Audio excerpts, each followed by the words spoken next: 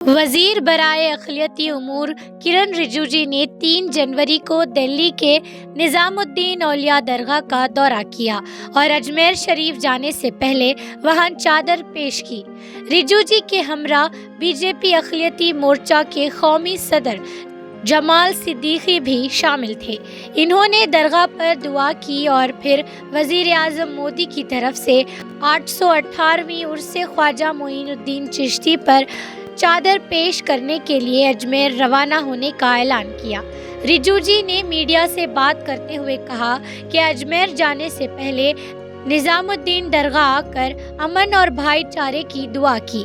इन्होंने तस्दीक की कि वो हफ्ते को सुबह 11 बजे वज़ीर आज़म मोदी की चादर अजमेर शरीफ में पेश करेंगे।